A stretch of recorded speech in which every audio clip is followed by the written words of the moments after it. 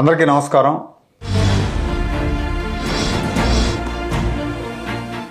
నా మిత్రుడు ఒక ఆయన రాజేష్ వేమూరి అని విదేశాల్లో ఉంటారు. ఆయన సోషల్ మీడియాలో ఒక పోస్ట్ పెట్టారు. ఆ పోస్ట్ చూడగానే ఎందుకో దాని గురించి మీతో డిస్కస్ చేద్దాం, మీతో పంచుకుందాం అనిపించింది.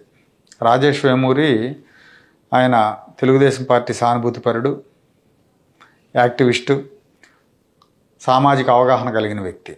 ఆయన పోస్ట్ చూశాక నిజంగా బాధేసింది. చంద్రబాబు నాయుడు గారు, జగన్మోహన్ రెడ్డి గారు ఇద్దరి మీద కోపం కూడా వస్తుంది ఎవరికైనా. ఆ పోస్ట్ ఏంటంటే, రాష్ట్రం విడిపోయి 11 సంవత్సరాలు అయింది, కనీసం ఒక్క ఇంటర్నేషనల్ ఫ్లైట్, డైలీ ఫ్లైట్ తెచ్చుకోలేకపోయాం. 2 ప్రభుత్వాల్లో 2014-19 మధ్యలో, అప్పుడు 18 మధ్యలో అశోక్ గజపతిరాజు గారు సివిల్ ఏవియేషన్ మినిస్టర్గా ఉన్నారు. ఈసారి కింజరాపు రామ్మోహన్ నాయుడు గారు ఏవియేషన్ మినిస్టర్గా ఉన్నారు. కానీ మనకి ఇంటర్నేషనల్ ఫ్లైట్ సర్వీస్ లేదు, డైలీ సర్వీస్ ఎక్కడా లేదు. ఆంధ్రప్రదేశ్ రాష్ట్రంలో ఏ ఎయిర్పోర్ట్ నుంచి కూడా లేదు. విజయవాడ ఎయిర్పోర్ట్ని చూస్తుంటే చాలా బాధగా అనిపిస్తూ ఉంటుంది. ఇక్కడ నుంచి వారానికి 2 సార్లు షార్జాకి వెళ్ళే ఒక ఫ్లైట్ మినహా వేరే ఫ్లైట్లు ఏం లేవు బయటికి వెళ్ళేవి. 150 మంది ఫ్లైట్లో అక్కడికి వస్తే విజయవాడ విమానాశ్రయంలో దిగితే ఇమిగ్రేషన్లో 50 మంది నిలబడటానికి కూడా చోటు ఉండదు. బయటకు రావడానికి 1 గంటన్నర పడుతుంది. తర్వాత అక్కడ ఉండే కస్టమ్స్ వాళ్ళు కూడా చాలా దారుణమైన బిహేవియర్ ఉంటుంది వాళ్ళది. ఒక్కొక్కరిని దొంగల్లాగా జేబులు వెతుకుతారు, అత్యుత్సాహం చూపిస్తూ ఉంటారు, మంగళసూత్రాలు గొలుసులతో సహా బయటకు తీయించి లెక్క పెట్టిస్తుంటారు, మర్యాద లేకుండా వ్యవహరిస్తూ ఉంటారు. ఎవరికైనా బయట దేశాల నుంచి మన దేశంలో అడుగుపెట్టే వాళ్ళకి వీళ్ళ ప్రవర్తనతోనే భారతీయులు ఏంటి అనేది అర్థమైపోయేట్టుగా బిహేవియర్ ఉంటుంది. సో వీళ్ళ బిహేవియర్ని బట్టి ఈ దేశం ఇలాంటిది అనుకునే ప్రమాదం కూడా ఉంటుంది. చాలా అంత దారుణంగా వీళ్ళు బిహేవ్ చేస్తున్నారు. ఏ దేశానికి వెళ్ళినా చాలా ఆత్మీయంగా వెల్కమ్ టు అవర్ కంట్రీ అంటారు, కానీ ఇక్కడ మాత్రం దొంగలు చూసినట్టు చూస్తారు. మినిమం రూల్స్ తెలియదు, మినిమం మర్యాద కూడా తెలియదు అని పోస్ట్ పెట్టారండి. సరే, ఈ కస్టమ్స్ వాళ్ళు వీళ్ళ మినిమం రూల్స్ మర్యాదలు అనే విషయాలు పక్కన పెడితే, ఎందుకంటే ఇది దేశంలో చాలా చోట్ల ఇట్లాగే ఇచ్చింది, ఉత్తరాది రాష్ట్రాల్లో కానీ ఇక్కడ కానీ అన్ని చోట్ల. ఆంధ్రప్రదేశ్ నుంచి ఫ్లైట్స్ లేవు. దేశంలో ప్రధానమైన నగరాలకే లేవు కనెక్టింగ్ ఫ్లైట్స్ కానీ వెళ్ళటానికి కానీ. ఇక బయట దేశాలకు వెళ్ళడానికి అసలే లేవు. ఇక్కడ కోస్తా ఆంధ్ర నుంచి అనేక మంది విదేశాల్లో ఉన్నారు. అమెరికాలో ఉన్నారు, యూరోప్ కంట్రీస్లో ఉన్నారు, కెనడాలో ఉన్నారు, ఆస్ట్రేలియాలో ఉన్నారు.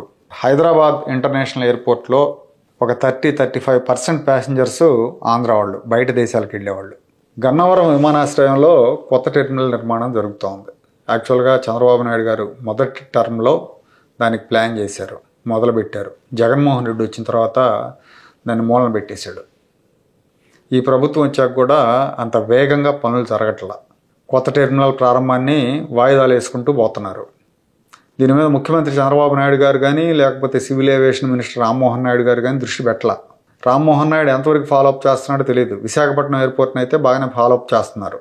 కానీ ఇక్కడ రాజధాని ఉంది. రాజధానిని దేశంలో ప్రధాన నగరాలతో అనుసంధానించే వ్యవస్థ లేదు, విమానాలు లేవు, విమానాశ్రయంలో మౌలిక వసతులు ఉండవు. వచ్చిన వాళ్ళు ఈ రాజధాని విమానాశ్రయం అంటారు. విదేశాలకు వెళ్ళాలన్నా తిప్పలే. 5-6 గంటలు ప్రయాణం చేసి హైదరాబాద్ ఎయిర్పోర్ట్లోనో, లేదంటే బెంగళూరు అనంతపురం వాళ్ళు అయితే బెంగళూరు వెళ్ళి ఎక్కాలి, చిత్తూరు నెల్లూరు వాళ్ళు అయితే మద్రాసు వెళ్ళి ఎక్కాలి, మిగతా వాళ్ళంతా హైదరాబాద్ వెళ్ళి ఎక్కాలి. అంటే కనీసం మినిమం ఒక 4-5 గంటలు ప్రయాణం చేయాలి. ఇంకా దూరపు వాళ్ళు అయితే, రాజమండ్రి సైడ్ వాళ్ళు అయితే 10 గంటల ప్రయాణం చేయాలి. నిజంగా ఇది సిగ్గుచేటు. రాష్ట్రానికి ఒక ఎయిర్పోర్టు, విమాన సర్వీసులు లేకపోవడం అనేది. కనీసం సింగపూర్కి ఒకటి, దుబాయ్కి ఒకటి, 2 కనెక్టింగ్ ఫ్లైట్లు వేస్తే అంతర్జాతీయ ప్రయాణికులకి చాలా సౌకర్యంగా ఉంటుంది. విజయవాడ ఎయిర్పోర్ట్ నుంచి, విశాఖపట్నం ఎయిర్పోర్ట్ నుంచి వేసుకుంటే చాలా సౌకర్యంగా ఉంటుంది, చాలా సదుపాయంగా ఉంటుంది. ప్రభుత్వానికి ఆదాయం కూడా వస్తుంది.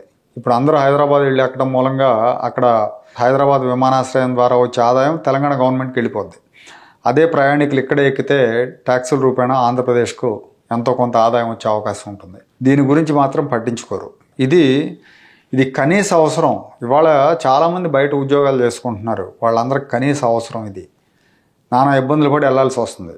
ఇవాళ నేను అమెరికాలో నుంచి వీడియో చేస్తున్నా. నేను అమెరికా రావడానికి విజయవాడ నుంచి హైదరాబాద్ వచ్చి, హైదరాబాద్లో ఫ్లైట్ ఎక్కి రావాలి. అలాగే మళ్ళీ వెళ్తే హైదరాబాద్లో దిగి హైదరాబాద్ నుంచి విజయవాడ వెళ్ళాలి. పైగా ఇన్ని సమస్యలు పెట్టుకొని అమరావతిలో అంతర్జాతీయ విమానాశ్రయం నిర్మిస్తూ ఉంటారు. ముందు వీటిని సెట్ చేయకుండా అమరావతిలో అంతర్జాతీయ విమానాశ్రయం నిర్మించాలంటే ఇంకో 4-5 ఏళ్ళు పడుతుంది. ఈలోపు పరిస్థితి ఏంటి?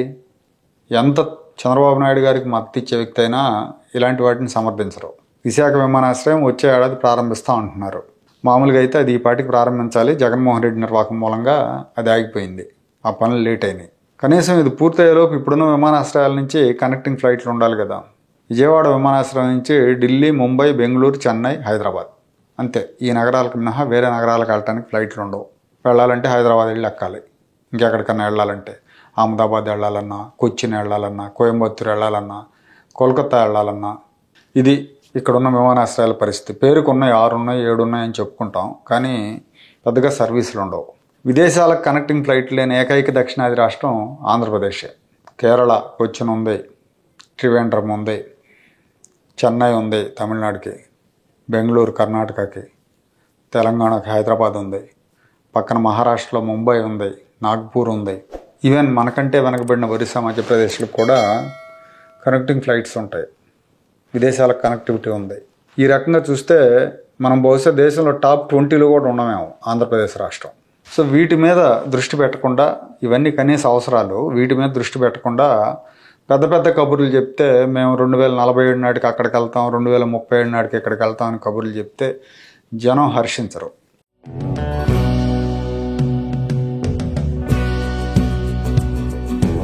Like, share and subscribe to Rajaniti channel.